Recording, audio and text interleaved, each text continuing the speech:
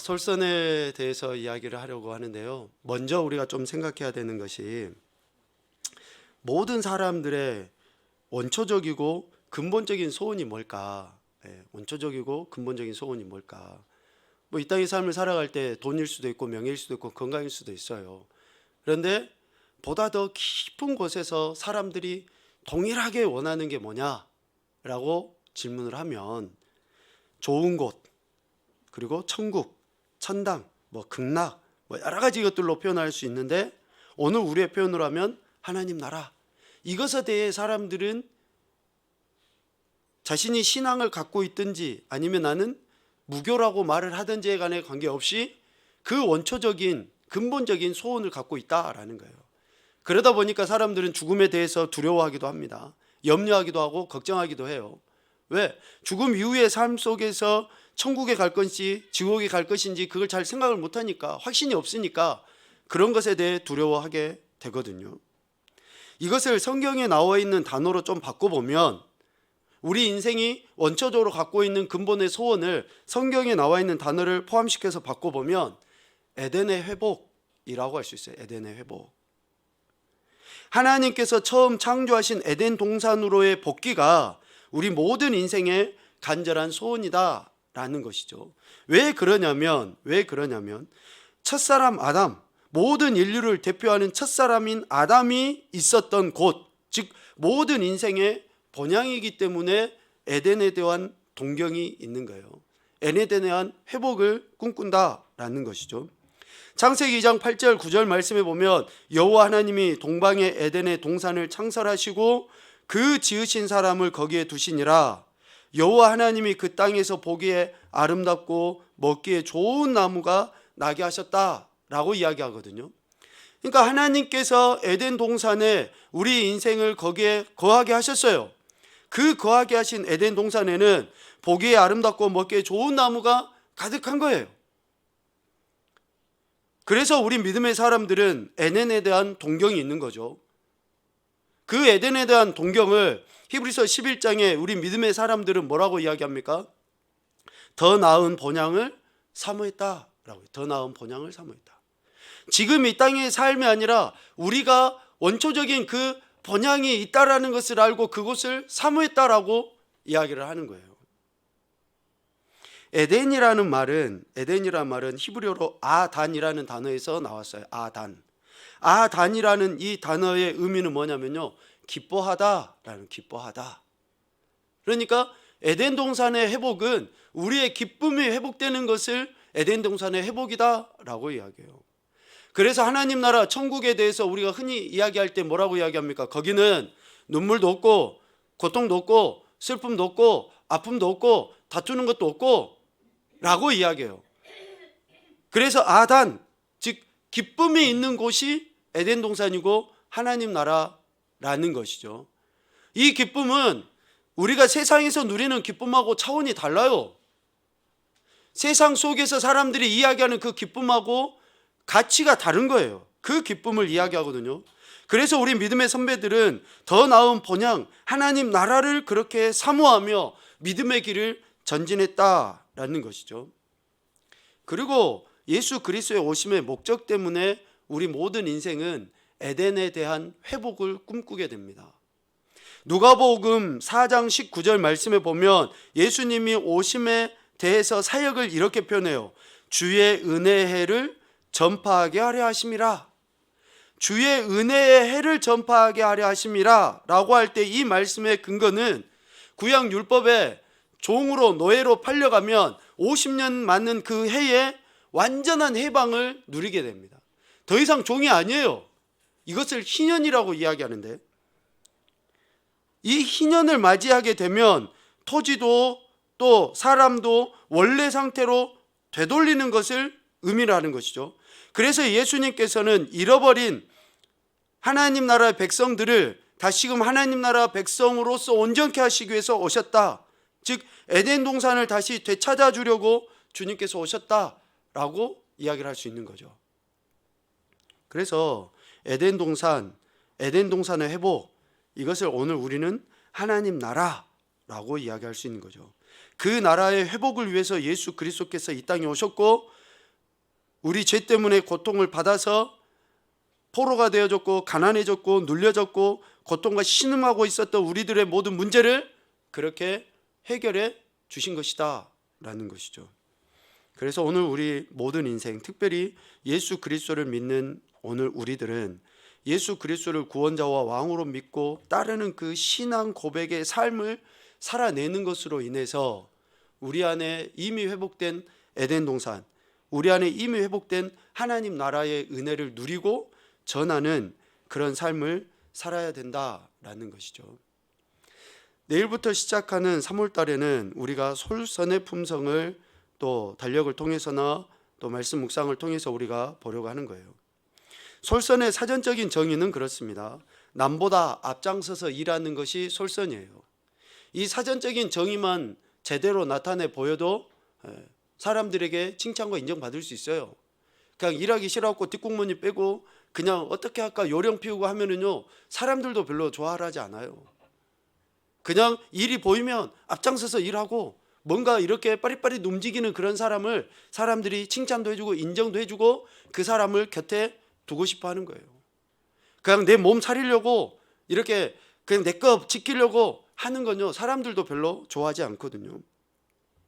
그런데 이 단어를 좀 더 우리가 확대해서 해보면 누군가 처리해야 할 일을 요청받기 전에 먼저 알아서 하는 거예요. 그것까지만 보여줘도 참 세상 살아감에 있어서 칭찬과 인정받고 격려받고 아마 부도 누릴 수 있을 거예요.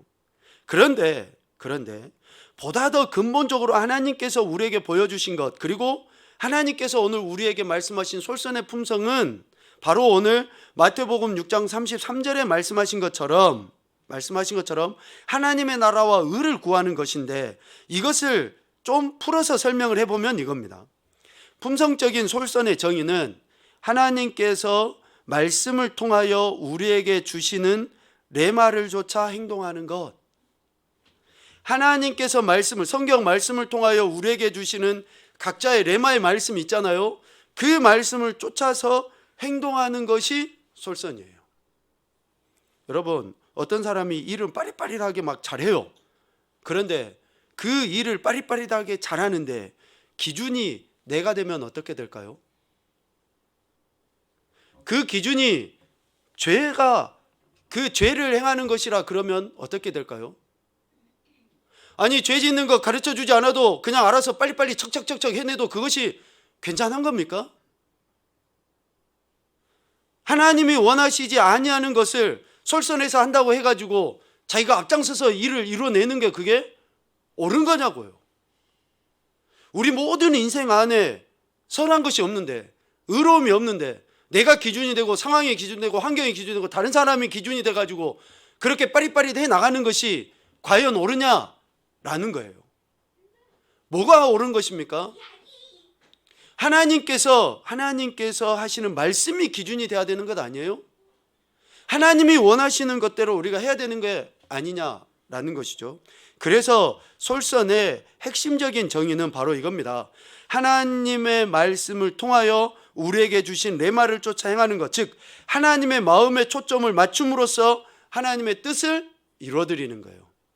하나님의 마음에 초점을 맞추고 하나님의 뜻을 이루어드리는 것, 이것이 우리 삶의 모습이 되어야 된다라는 것이죠. 사람들이 무엇인가 서둘러서 하면 일을 그르치기 쉽다라고 이야기해요. 그래서 신중에 기해야 된다, 그럴 수 있어요. 그런데 서두르는 것과 서두르지 않는 것을 여러분 곰곰이 한번 생각을 해보십시오. 생각을 해보세요. 내가 뭔가 막 서둘러서 앞장서서 하는 것으로 인해서 그것이 올바른 결과들이 나는지, 또 내가 조금 더디게 한다고 해서 그것이 좋지 않은 결과가 나오는지, 서두르고 서두르지 않고의 문제가 아니라 하나님의 말씀이 기준돼서 행하느냐 행하지 않느냐가 원칙이라는 거예요. 하나님의 말씀 행하지 않고 서둘러서 하면은 그것은 아무리 서둘러도 그것은 옳은 결과가 안 나타나죠. 하나님의 말씀으로 하는데 조금 더디가고 돌아가면 어떻습니까?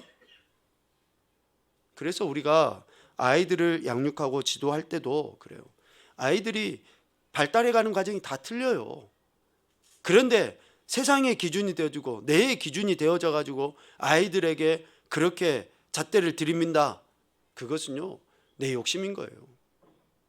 하나님 말씀이 이 아이에게 어떻게 하고 있는지, 하나님이 지금 이 아이에게 무엇을 원하고 계시는지 부모가 그것을 캐치해서 그 아이에게 필요한 것을 해주는 것이지, 세상이 기준이 되고 다른 옆집 아줌마의 이야기가 기준이 돼가지고 우리 아이들을 그렇게 한다? 여러분, 절대 그런 거 옳지 않습니다. 시편 40편 8절 말씀에 보면, 나의 하나님이여, 우리 같이 한번 봅시다. 나의 하나님이여, 내가 주의 뜻 행하기를 즐기오니 주의 법이 나의 심중에 있나이다 하였나이다. 아멘. 여러분들 안에 뭐가 있습니까? 하나님의 뜻이 우리의 심중에 있어야 되는 거예요. 하나님의 말씀이 우리의 심중에 있어야 되는 거죠. 그것을 행하는 것이 즐거움과 기쁨이 다 되는 거예요. 우리가 무엇으로 기뻐하고 무엇으로 즐거워야 됩니까? 주의 뜻 행하는 것이 나의 기쁨이 되고 즐거움이 되어야 되는 거죠. 그래서 오늘 말씀을 통해서 우리가 하나님과 사람들에게 보여야 될 이 솔선의 태도는 핵심적으로 주님이 말씀하신 것처럼 산상수훈의 어쩌면 결과이기도 하고 가장 중간에 나와 있는 이 핵심의 말씀은 하나님의 나라와 하나님의 의를 구하라는 거예요. 하나님께서 우리에게 그렇게 보여주신 것처럼 우리도 그런 삶을 살아야 된다라는 것이죠. 그래서 모든 인생에게 절대적으로 필요한 것은 결국 뭐냐? 하나님 나라입니다. 하나님 나라. 이 하나님 나라를 앞서 언급한 표현으로 봐보면 여러 가지 천국도 천당도 극락도 좋은 것도 다 이야기할 수 있어요. 그런데 이 하나님 나라는 하나님의 통치가 이루어지는 것을 하나님 나라라고 할 때에 우리 인생의 모든 관계의 시작과 끝은 곧 하나님이시다라는 거예요. 모든 관계의 시작과 끝은 하나님이시다. 즉 하나님과의 관계가 올바를 때에 대인과의 관계가 올바라지게 되는 거예요. 대물과의 관계가 올바라지게 되어져 있습니다. 하나님과의 관계가 바르지 않기 때문에 교회를 다니면서도 부부관계의 위기가 찾아옵니다. 하나님과의 관계가 바르지 않기 때문에 부모와 자녀들의 관계가 문제가 생겨요. 부모는 자녀들을 노엽게 하고 자녀들은 부모를 제대로 공경하지 않아요. 거역하는 일들이 일상으로 나타나게 되어져 있어요. 하나님과의 관계가 바르지 않기 때문에 직장생활을 하더라도 상사의 눈치나 바라보고 또 부하 직원들에 대해서 갑질 같은 이런 그릇된 행태들의 모습들이 나타나는 거예요. 심지어는 돈을 벌면서도 돈의 노예가 되어서 살아가게 돼요. 얼마나 안타깝습니까? 내가 하나님과의 관계가 올바르게 되어지지 않다라는 것의 그 모습들이 지금 우리 안에 여러 갈등들로 나타나고 있다라는 것이죠. 그러므로 우리는 하나님과의 그 관계 속에서 제대로 된 이 솔선의 품성, 즉 하나님의 마음에 초점을 맞춤으로써 하나님의 뜻이 내 삶에서 이루어지도록 하는 그런 태도를 취해야 된다. 그런 자세를 가져야 된다라는 것이죠. 이것을 오늘 본문에서는 너희는 먼저 하나님의 나라와 하나님의 의를 구하라 라고 이렇게 말씀하신 거예요. 이 말씀에 순종할 때 우리는 진정으로 모든 관계의 형통함을 누릴 수 있게 됩니다. 하나님과의 관계가 어긋나면은 반드시 모든 관계가 어그러지게 돼 있습니다. 그래서 반대로 유추해 볼 수 있어요. 지금 내 삶 가운데 일어나는 이 갈등이 내가 하나님과의 관계가 어그러져 있구나 라는 것으로 우리가 다시 유추해서 거슬러 올라가야 된다는 것이죠. 우리 아이들 친구 되게 좋아합니다. 저만 때는 그냥 친구 없으면 꼭 죽을 것 같아요. 친구들하고 같이 놀아야 되고 친구하고 뭔가 해야 되고 친구 없으면 절대 안 될 것 같아요. 그래서 친구들이 하고자 하는 대로 원하는 대로 따라가게 됩니다. 그런데 진짜 하나님과의 관계 안에서 하나님을 제대로 믿고 하나님 말씀 안에 초점을 두고 있는 아이들은요, 그러질 않아요. 하나님과의 관계가 올바라지면 하나님이 자신의 친구가 되어집니다. 하나님의 자신의 동료가 되어지는 거예요. 하나님의 자신의 스승이 되어지는 거예요. 그러다 보니까 그 안에서 하나님이 공급해 주시는 은혜로 충만해지니까 세상의 방법을 쫓아가지 않아요. 친구들이 말에 귀를 기울이지 않아요. 오히려 그 하나님 말씀 앞에 자신을 더 갖다 놔요. 그러면 자연스럽게 그 친구들이 자신에게 이렇게 돌아오는 것들을 경험하게 돼요. 우리가 하나님의 나라와 하나님의 의를 구하라는 이 말씀에 순종하면 우리 어른들도 마찬가지죠. 내가 세상의 기준대로 삶을 살지 않게 돼요. 분명하게 하나님이 원하시는 것대로의 삶을 살아가지게 된다라는 것이죠. 그래서 오늘 우리는 가장 먼저 생각해야 되는 게 뭐냐면요, 하나님과의 관계 회복에 우선순위를 두어야 됩니다. 저와 여러분이 다른 모든 것 잠깐 내려놓고 먼저 생각해야 되는 것이 하나님과의 관계 회복에 우선순위를 두는 것을 이야기해요. 말씀으로 존재하신 하나님이시기 때문에 그분의 말씀에 대한 그 존중과 순종의 태도가 먼저 필요하다라는 거예요. 그분의 말씀을 삶의 기준으로 삼고 살아가는 것이 하나님을 인정하는 것이고 하나님과의 관계 회복 아닙니까? 그러니까 우리가 하나님과의 관계 회복에 우선순위를 두는 거예요. 왜냐하면 하나님은 언약을 통해서 우리에게 약속하신 것들을 신실하게 이루셨죠. 여러분 구원 받으셨습니까? 구원 받으셨어요? 구원 받았다는 것은 바로 그거예요.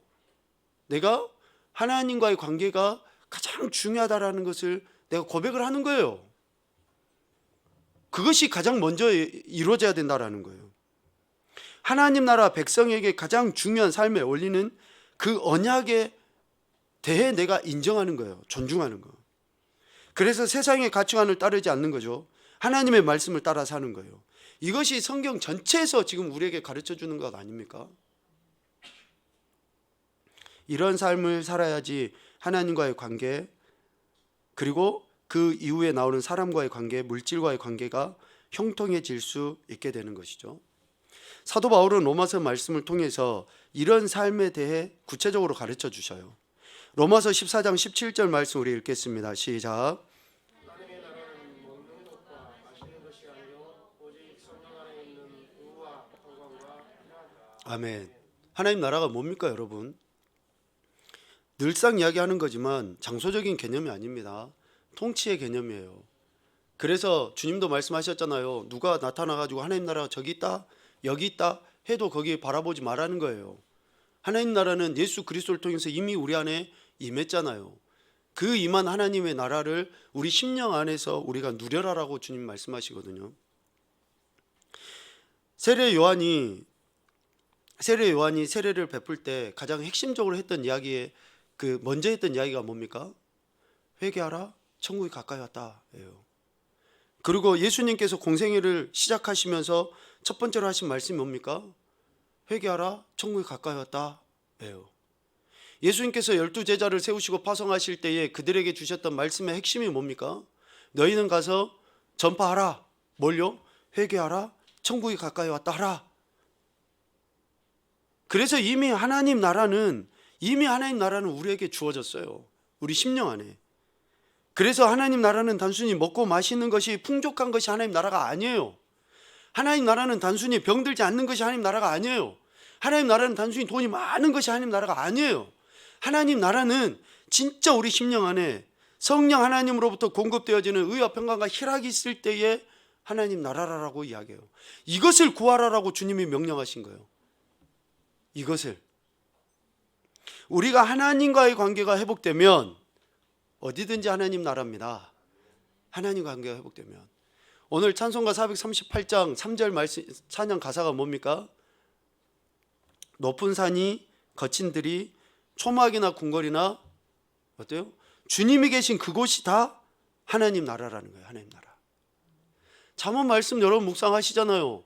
맨날 고기 반찬을 먹는데 티격태격 싸우면 그것이 하나님 나라입니까? 아니요. 딩동댕. 콩 한쪽을 가지고 반으로 나눠서 먹어도 어때요? 내가 너를 사랑하고 그가 나를 사랑하고 서로 위로하고 격려하고, 네가 먹는 것만 봐도 내가 배가 부르다. 배는 진짜 고프겠지만 네가 먹는 것만 봐도 내가 좋다. 이런 마음이 있을 때 어때요? 맨날 티격태격 싸우는 것보다 그것이 낫다는 것이죠. 낫다는 거예요.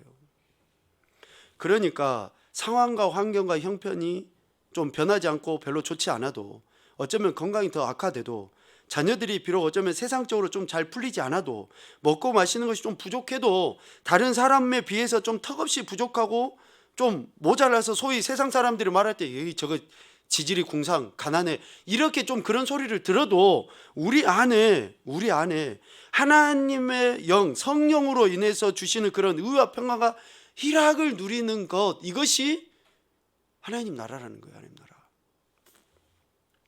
이런 삶, 이런 은혜를 누리고 하나님 나라를 살아가는 사람들은 하나님을 기쁘시게 해드리는 삶을 사는 거예요. 그것이 뭐냐면 우리 인생의 제일 된 목적을 이루는 삶이에요. 하나님을 영화롭게 하고 기쁘시고 영원토록 즐겁게 해드리는 이러한 우리 존재의 목적을 이루는 삶이 바로 하나님 나라를 누리며 사는 사람이라는 거예요. 뉴스도 여러분들 보시죠. 보험을 많이 들어놔가지고 그냥 그 보험금을 타기 위해서 같이 살고 있는 사람을 해야 하는 그런, 어떤 의사가 만삭이 된 아내를 뭐 했다는 뉴스가 뭐 예전에 나왔고 그 판결 결과들 막 근래에 나오고 그랬었죠. 그러니까 뭐 여러분 똑똑하고 돈 많고 뭐 소위 말하는 부자라고 하는 그런 사람들은 다 하나님 나라일까요? 여러분 정말로 뉴스를 보면 회사의 회장은 다 한 번씩 감옥에 들어갔던 사람들이더라고요. 다 감옥에 들어갔던 사람들. 참 안타까운 일이죠. 이러한 삶, 하나님이 주시는 의와 평강과 희락을 누리는 삶, 그런데 이 목적을 이루는 삶을 사는 사람들은요, 참 신기하게 하나님께서 이런 은혜를 주신 것이 거기에서 끝나지 않고 사람들에게도 칭찬과 인정을 받게 하더라고요. 로마서 14장 17절 말씀 아마 여러분들이 암송도 하고 알고 계실 텐데요, 18절 말씀 한번 봐보세요. 로마서 14장 18절입니다. 같이 보죠. 이로써 그리스도를 섬기는 자는 하나님을 기쁘시게 하며 사람에게도 칭찬을 받느니라. 아멘. 우리가 하나님과의 관계성 속에서 하나님의 나라의 은혜를 누리고 살아가잖아요. 그러면 사람들에게도 칭찬을 받게 된다는 거예요. 사람들에게도 인정을 받아요. 근데 칭찬받고 인정받는 것이 딱 즉각적으로 이렇게 되면 참 얼마나 좋겠어요. 그런데 내가 힘들고 어려움에도 불구하고 믿음 지키고 하나님 나라의 은혜를 누리잖아요. 그러면 그 과정에서 핍박도 있고 박해도 있고 정말 싫은 소리 다 듣게 돼 있어요. 정말 조롱당하는 소리 듣게 돼 있고, 사람들이 그러잖아요. 야, 교회 가면 떡이 나오냐 밥이 나오냐? 야, 네 돈 벌어서 교회에다 뭐하러 갖다 바치냐? 막 이제 소위 그런 이야기도 아마 하겠죠. 하나님을 영화롭게 하고 기쁘시게 하는, 야 가서 놀러 다니지 뭐 이 좋은 날에 교회 예배당이 처박혀 갖고 지금 뭐 하냐? 뭐 이런 소리도 하겠죠. 그런데 그럼에도 불구하고 우리가 끝까지 하나님과의 관계를 우선시하고 그렇게 해 나가다 보면, 부하 직원이 직장 상사가 그릇된 명령을 계속 요구하고 했었을 때에 하나님의 말씀에 옳지 않으니 행하지 않은 것으로 인해서 불이익을 당할 수도 있겠지만, 그럼에도 불구하고 그 바른 태도를 취하면 나중에는 반드시 그분을 통해서 오히려 인정받고 높임을 받게 된다라는 거예요. 여러분, 오늘 우리는 예수님을 믿는 그리스도인들이에요. 그래서 하나님의 나라와 의를 구하는 것은 너무나 당연한 거예요. 그런데 이 당연한 삶을 살아갈 때 하나님께서는 우리에게 이런 더 큰 은혜까지 베풀어 주신다라는 것이죠. 그러면 주님께서 말씀하신 것처럼 하나님의 나라와 의를 구하라고 하셨는데, 좀 구체적인 방법들을 우리가 좀 생각해 보자고요. 베드로 장로가 한 그 말씀을 통해서 우리가 교훈을 얻게 되는데, 하나님의 나라와 의를 구하기 위한 구체적인 방법이 있어요. 베드로서 1장 5절부터 8절까지의 말씀에 보면 이 내용이 나오는데, 이 내용은 4절에 근거한 내용이에요. 4절이 뭐냐면 신성한 성품에 참여하는 자가 돼야 된다라고 이야기하거든요. 예수 그리스도를 믿는 자들이 그리스도의 신성한 성품에 참여하는 자가 되어야 된다라고 이야기하는데, 그 신성한 성품에 참여하는 자의 모습이 이러는 거예요. 이런 삶이어야 된다라고 하는 거죠. 우리 같이 보겠습니다. 베드로서 1장 5절부터 8절입니다. 그러므로 너희가 더욱 힘써 너희 믿음의 덕을, 덕의 지식을, 지식의 절제를, 절제의 인내를, 인내의 경건을, 경건의 형제 우애를, 형제 우애의 사랑을 더하라. 이런 것이 너희에게 있어 흡족한즉 너희로 우리 주 예수 그리스도를 알기에 게으르지 않고 열매 없는 자가 되지 않게 하려니와. 아멘. 이 믿음은 예수 그리스도를 구원자와 왕으로 고백하는 믿음입니다. 하나님 나라 백성으로서 가져야 될 가장 기본적인 요소인 믿음을 가져야 되는 거예요. 더욱 힘써 믿음을 지켜나가야 되는 거예요. 그러기 위해서 덕, 지식, 절제, 인내, 경건, 형제우애, 사랑, 이것을 계속 더해가는 거예요. 이것에 흡족해져야 된다라고 이야기합니다. 이것에 흡족해야 된다. 여러분, 예수님 믿는 사람들이요, 솔직히 돈이 많으면요 세상적으로 빠지기 쉬워요. 예수님 믿는 사람이 솔직히 명예가 많으면요 세상적으로 빠지기 쉬워요. 큰 교회 목회하신, 우리가 소위 말하는 큰 교회 목회하시는 사람들이요 대부분 많이 잘못된 대로 빠지더라고요. 처음에는 안 그러셨어요. 그런데 큰 교회를 목회하다 보니까 어때요? 그 안에 있는 육신의 종족 안목의 중에 이생이 자랑이 스물스물 올라와요. 그래서 마치 내가 잘나서 큰 교회를 운영하는 것처럼 성도들이 우리 목사님 해주니까 진짜 목사가 예수님하고 동급인 것처럼 여겨버리는 거예요. 여러분, 막 커지고 많아지고 하면은 좋을 것 같지만요, 거기 안에서 얼마나 우리의 연약함과 죄성이 드러나는지를 몰라요. 그래서 가장 기본적으로 우리 안에 흡족해져야 되는 것이 뭐냐? 믿음에 따른 이런 삶의 모습과 행태들이 우리 안에서 흡족하게 이루어져야 된다라고 이야기하는데, 그렇게 될 때에 우리 주 예수 그리스도를 알기에 게으르지 않고, 그러니까 주님을 더 깊이 알아간다라는 거예요. 주님이 어떤 분이신지 제대로 알아가게 된다라는 것이고, 열매 없는 자가 아니라 진짜 열매 맺는 자가 되게 된다라는 거죠. 저와 여러분이 어떤 열매 맺기를 원하십니까? 우리가 어떤 열매를 맺어야 됩니까? 정말로 하나님 나라 백성이 맺어야 될 그 열매가 무엇입니까? 그것을 맺기에 충분해진다라는 거예요. 우리 안에 이런 모습들이 있을 때, 이렇게 믿음에 따른 합당한 삶을 살아갈 때에 하나님께서는 어떤 은혜를 주실까요? 베드로서 1장 10절 11절 말씀에 보면 참 하나님께서 우리에게 약속하신 그 귀한 생명의 말씀이 있습니다. 우리 한번 보죠. 1장 10절 11절입니다. 그러므로 형제들아 더욱 힘써 너희 부르심과 택하심을 굳게 하라. 너희가 이것을 행한즉 언제든지 실족하지 아니하리라. 이같이 하면 우리 주 곧 구주 예수 그리스도의 영원한 나라에 들어감을 넉넉히 너희에게 주시리라. 아멘.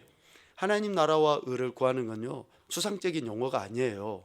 그래서 우리에게 주시는 이 믿음이 날마다 믿음으로 더욱더 확실하게 표현되어지도록 우리의 삶을 그렇게 하나님 앞에 올려드리는 거예요.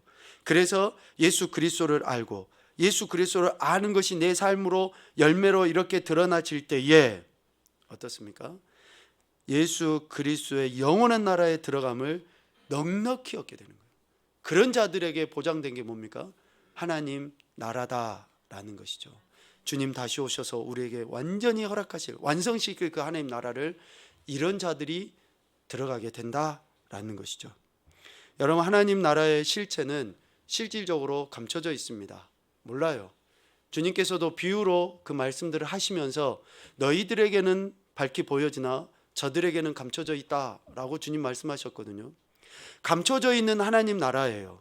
그래서 지금도 사람들은 죽으면 가야 될 그 좋은 것을 생각해서 어때요? 열심히 철학을 심취해 보기도 하고 다른 종교에 빠져보기도 하고 돈도 많이 벌어보기도 하고 뭔가 그 감춰져 있는 것을 찾아보려고 안달복달을 하면서 살아가요. 그런데 오늘 우리에게는 밝히 보여져 있습니다. 할렐루야. 밝히 보여져 있어요. 어디예요? 하나님의 말씀에 보여져 있는 거예요. 그래서 우리가 하나님 나라와 의를 구한다라고 하는 것은 앞서 이야기하는 것처럼 내가 하나님의 은혜 속에서 하나님의 말씀을 내 삶의 기준으로 하고 하나님의 마음에 초점을 두고 살아가는 것, 그것으로 인해서 우리는 밝게 보여진 이 하나님 나라의 은혜를 누리면서 살아가게 되는 거예요. 이것이 그리스도인들이 보여야 될 솔선의 태도입니다. 세상적으로요, 좀 우리가 둔하면 둔할수록 좋아요. 그런데 하나님 나라에 대해서, 하나님 말씀에 대해서는 빠릿빠릿하게 민감하게 반응해야 됩니다. 그래야지만이 우리 안에 하나님 주신 그런 영적인 은혜들을 누리고 전하는 인생, 로마서 14장 17절에서 이야기하는 것처럼 진짜 하나님 나라의 은혜를 우리가 누리면서 살아가게 되는 거예요. 14장 17절 말씀 읽고 오늘 말씀을 마치도록 하겠는데요, 하나님 나라의 은혜를 누리시고 전하는 그런 인생, 저와 여러분이 되실 수 있기를 소망합니다. 그 은혜를 이제는 정말로 이 땅에 죽어가는 그 많은 인생들이 방황하며 찾고 있잖아요. 우리가 그 은혜를 누리고 우리의 삶을 통해서 나타내 보일 수 있기를 주님의 이름으로 축복합니다. 같이 보죠. 하나님의 나라는 먹는 것과 마시는 것이 아니요 오직 성령 안에 있는 의와 평강과 희락이라. 아멘.